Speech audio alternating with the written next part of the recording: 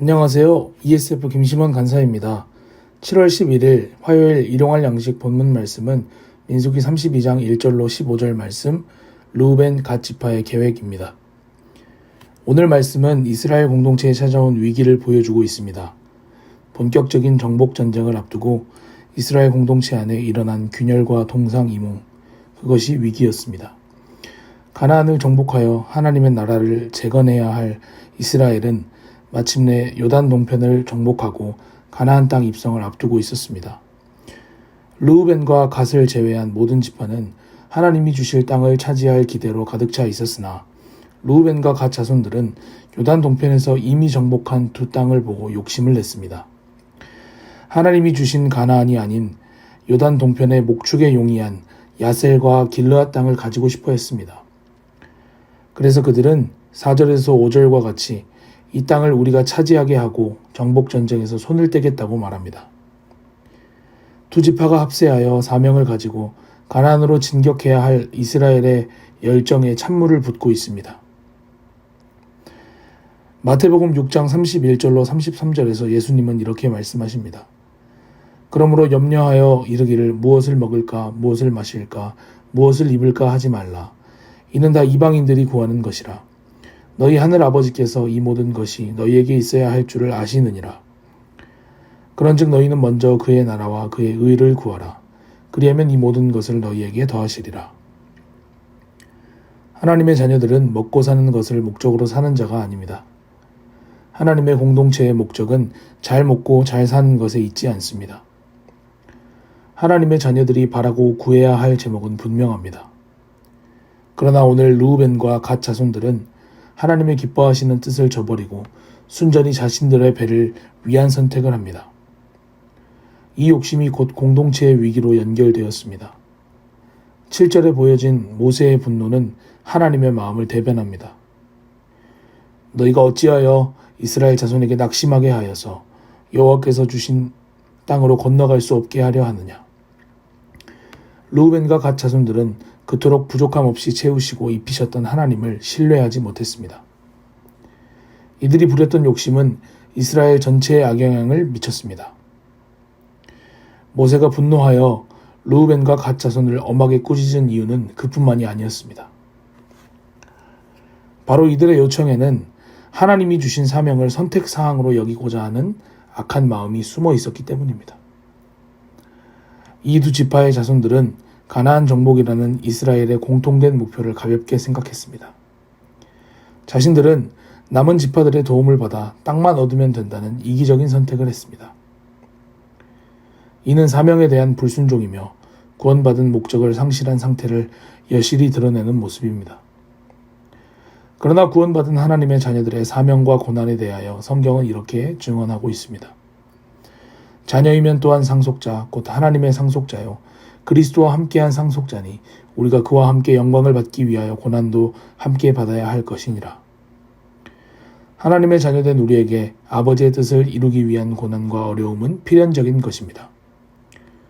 아버지의 나라를 위해 헌신하는 일은 우리가 선택할 수 있는 것이 아닙니다. 오히려 우리가 사명에 헌신하며 당하는 고통과 고난이 하나님의 자녀라는 사실을 증명합니다. 이스라엘이 아버지의 일에 자신의 편의를 내세우며 피하고자 한 것은 자녀답지 못한 모습이었습니다. 아버지의 마음을 몰라도 너무 모르는 불순종이었습니다.